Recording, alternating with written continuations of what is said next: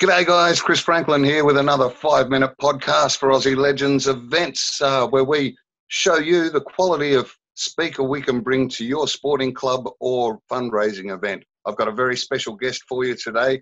This fella won a gold medal in the Winter Olympics in 2002 at Salt Lake City, becoming the first person in the Southern Hemisphere ever to win a gold medal, not only from Australia but the whole Southern Hemisphere. He's got an AOM from the Queen.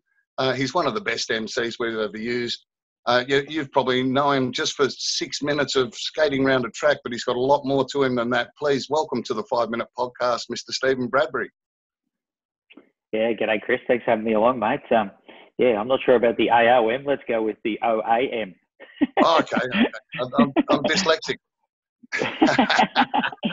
But mate, that's all good, mate. So yeah, I've had the pleasure of working with yourself and some other Aussie legends like Jeff Thompson and Rex Hunt and Malcolm Johnson at some of the events that you guys have put on down in Tassie in the past, which were a whole lot of fun. So hopefully we get some real life events with actual people at them again in the not too distant future.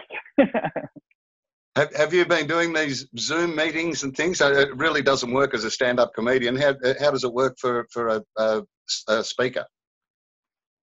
Yeah, well, I sort of venture into the motivational comedy area myself, Chris, and it just feels a little bit stale, you know, when you're talking to that little round thing on the top of your computer and you're not quite sure what the reaction is from the audience. But, you know, it feels like now that everybody's gotten used to these sort of platforms that clients are getting some value out of it in the motivational speaker area, and it's something that speakers like myself need to upskill in, which, you know, I've been able to do a little bit of work in that space through the COVID pandemic.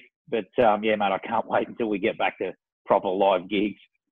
Oh, definitely, mate. There's a great Canadian country and western song that the title is "It's a Living But It Ain't No Life," and that's what it feels like on Zoom. Yeah, agreed.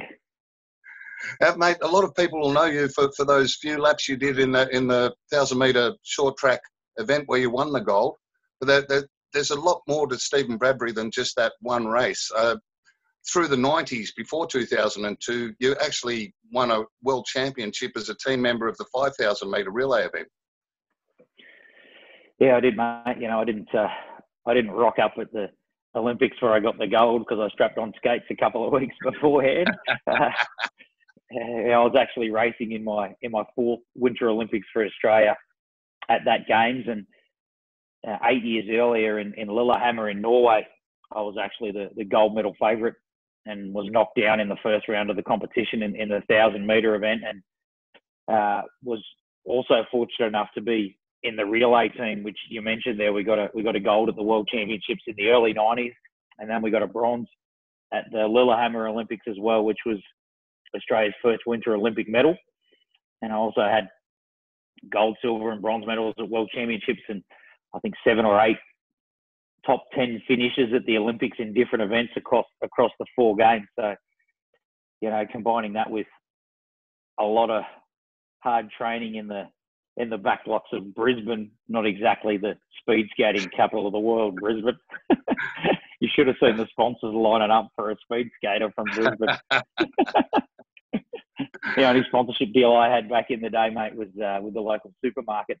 The deal was whatever I could eat while I was in store was free. but they didn't know about it.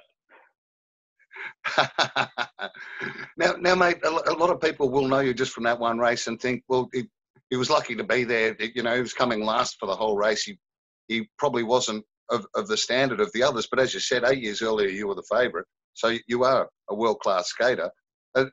Sitting at the back there, that was a strategy, wasn't it? It wasn't because you couldn't keep up.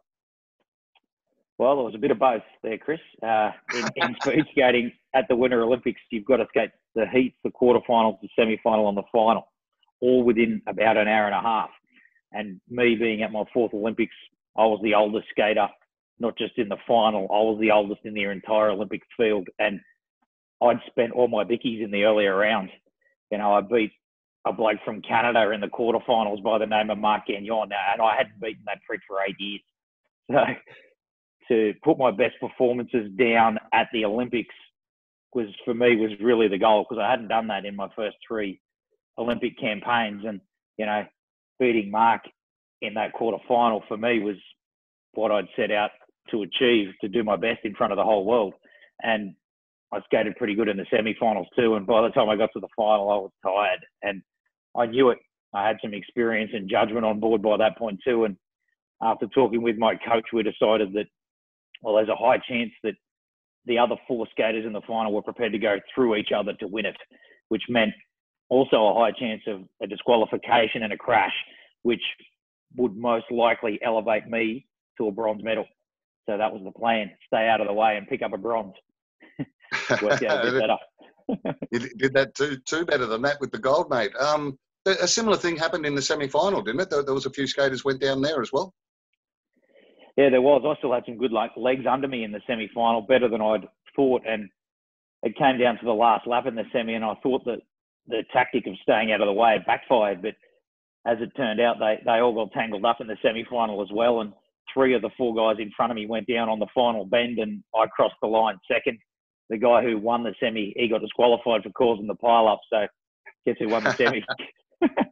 And I figured there's no reason to change tactics for the final. Now here in Australia, if anyone comes from behind in anything, it's classed as doing a Bradbury. How do you feel about your name being put to that? Yeah, I love it that there's a saying named after me. Usually people only have that when they're dead. But I was actually in a group of some millennial kind of people recently, and they were talking, and one of them used the saying doing a Bradbury in the right context. But They didn't know that I was there. They didn't know that I was the guy.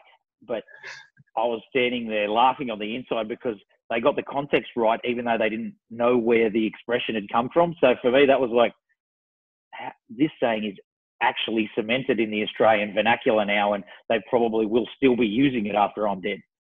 Oh, yeah, for sure. There's Australian sayings like haven't got a Zach, etc., which are outdated now, but we still use. We don't know what they mean. But yours will be just like that, I think, in years to come. Buckley's chance. Yep.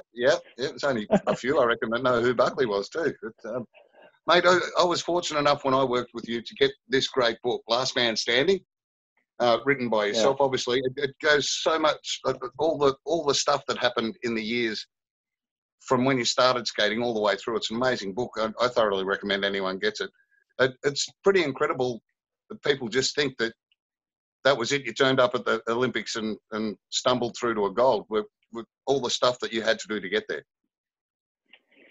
Yeah, well, mate, I think anyone who succeeds in anything in life, there's a lot of hard work that goes in behind the scenes that doesn't create the headlines in the newspaper, and for me and my story, I think the majority of people understand that a lot of hard work goes into making the Olympic team, let alone get through the heats, the quarters and the semi, and get yourself into the final 5 skaters in the world. And being from Brisbane as well, and a tropical environment adds a novelty to it as well. But for me, the sport wasn't a novelty. I followed my dad into it. He was the national champion back in his day a couple of times in the 60s, and it was what our family did, and for me, I got a passion for it, and from an early age, I knew that I would go to the Olympics. It wasn't a question. It was about where I was going to finish, and, I still think I'm proud that I've been able to put my story, a speed skater from Australia, in print, binded with the whole story in there. I think it makes an excellent doorstop as well. An expensive doorstop. But no, it's my whole 20 years of my speed skating career is in there. And if you do want to have a crack, you want a signed copy, you can go to stevenbradbury.com, and they're for sale on the website there. Well, I've got the signed copy here like you have, mate, signed on the cover there in the print, but I've also got where is it there? Personally to me, which I'm pretty wrapped with as well. It says never give up, mate, in there. It's fantastic. Being a stand-up comedian, you've probably had a shitload of time to read over the last 5 months. Yeah, I'm still going to wait till the film comes out. Yeah, mate, we've got the movie on the way, hopefully released just before the next Winter Olympics, January 2022. It's obviously slowed down a fair bit through the stalling of the world over the last 6 months. But, you know, for me, the business that I have been concentrating on more recently is I've released my own beer. It's called Last Man Standing Australian Lager. Now we're talking. Your address, Chris. I'll send you a couple down to Tassie. We've got it in about 70 odd bottle shops in Brisbane now. Just launched in some of the Dan Murphys up here in Brisbane last week. So you can check us out at LMS, as in Last Man Standing, lmsbrewing.com. You have a look at the website there and tells you a bit about the best and tastiest lager in Australia.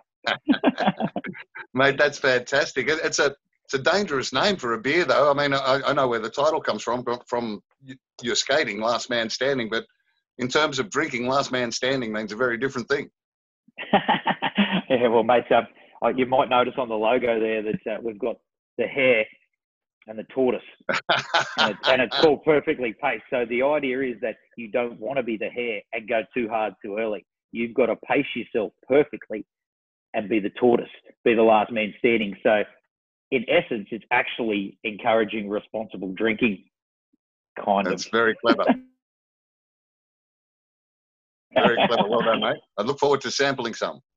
Too easy, mate. I'll send you some. Well, Steve, thanks very much for joining us on the 5 Minute Podcast. All the folks watching, there's just one example of the quality of the acts that Aussie Legends events can get to you. Head to the website and book yourself a function. We've got all the big names in Australia. Steve Bradbury, thanks for your time. Yeah, thanks, Chris. Hope to get back down to Tassie in the not too distant future.